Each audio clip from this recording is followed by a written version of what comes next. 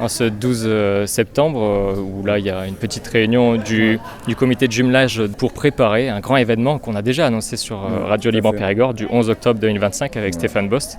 Et qu'il faut le reconnaître, Stéphane Bost, après cette discussion, le dernier podcast qu'on a fait, à réécouter, il y a du mérite quand même de travailler dans le médical, vous et votre femme, et que sur votre temps libre, en plus, vous avez un engagement associatif humanitaire pour le comité de jumelage et que vous vous déplacez en territoire de guerre pour voir, après les urgences à l'hôpital, voir des urgences aussi humanitaires à l'étranger. Il faut du mérite pour ça et donc merci de vous avoir au micro encore pour cette annonce. Donc on annonce le 11 octobre, c'est une grande soirée. Grande soirée, comité de jumelage, l'anniversaire du comité de jumelage avec une soirée qui va commencer à 17h30. À 17h30 avec l'arrivée des officiels, donc il y aura Madame Fanny Castagneda, Madame la sénatrice, Madame Marie-Claude Varayas, Monsieur Ozou, président du Grand Périgueux, Monsieur Louis Labado, maire de Montléon-Lichard, et puis nous attendons encore d'autres personnes qui peuvent se greffer à tout moment pour cette grande manifestation, solidarité de la Palestine et surtout de Birzeit, notre anniversaire de comité de jumelage avec donc justement la ville avec qui on est jumelé en Cisjordanie, Birzeit. Donc voilà, nous sommes tous solidaires avec ce qui se passe à Gaza et en Cisjordanie aujourd'hui, avec la colonisation, le génocide de Gaza. Donc nous nous battons pour la reconnaissance de l'État palestinien avec des frontières comme elles avaient été définies au début, avec une autonomie totale du peuple palestinien. Effectivement, aujourd'hui, on n'a pas le droit de s'en prendre à des enfants, et pas ce peuple qui effectivement souffre et subit des persécutions totales sur la Cisjordanie et sur Gaza, quoi. Et on l'a vu à la fin de notre dernier enregistrement, on parlait de l'actualité, c'était le jour même Netanyahou qui voulait annexer Gaza, la ville de Gaza dans la bande de Gaza. Tout à fait. Et depuis alors, qu'est-ce qui s'est passé ? Ça fait 3 semaines ? Mais de toute façon, l'armée israélienne a pris le contrôle total de Gaza.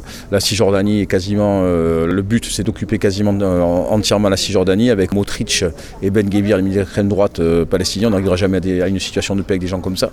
Et effectivement, au jour d'aujourd'hui, je pense que dernière actualité, alors effectivement on a attaqué au Qatar soi-disant les personnalités du Hamas, mais enfin on a encore bombardé le Qatar encore une fois de plus, on bombarde la Syrie, on bombarde le Qatar, on bombarde le Liban, enfin on bombarde partout. Ces gens-là ont une impunité qui est totalement interdite parce qu'effectivement on ne respecte pas du tout le droit international.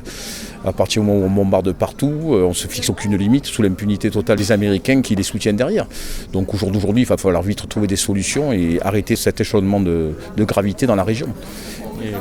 Et donc il y a encore des journalistes qui sont morts depuis aussi. Bien sûr, oui. De toute façon, moins il y aura de journalistes à Gaza, moins il y aura de journalistes en Palestine et moins les informations arriveront en France et en Europe.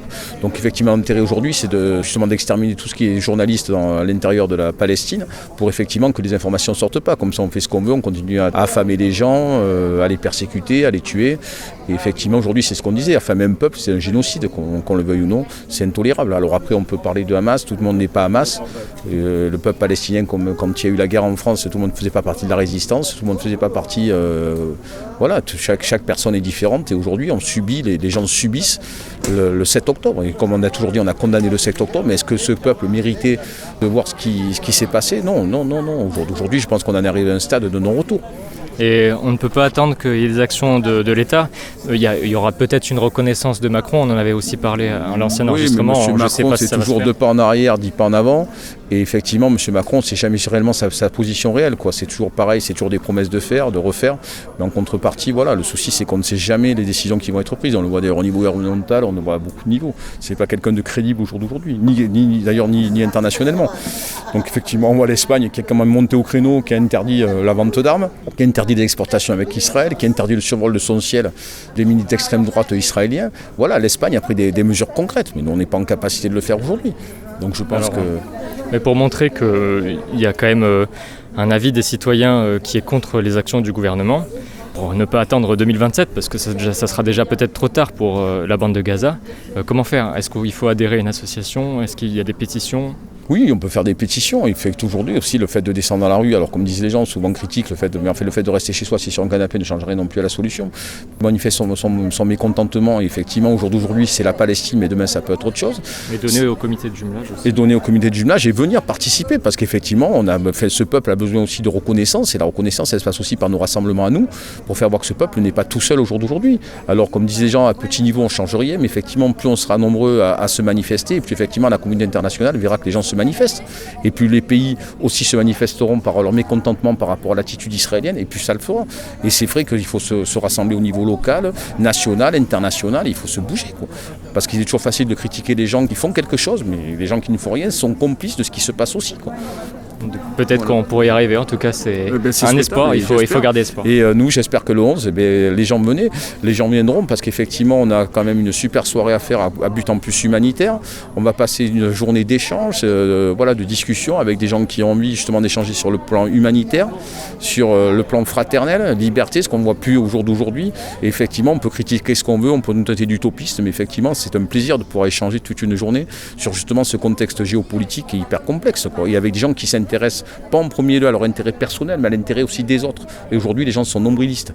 Donc j'estime que c'est vrai que moi, je suis dans le médical, donc je m'occupe des gens, mais en contrepartie, je m'occupe aussi de ce qui se passe ailleurs, parce que je pense que c'est important aussi.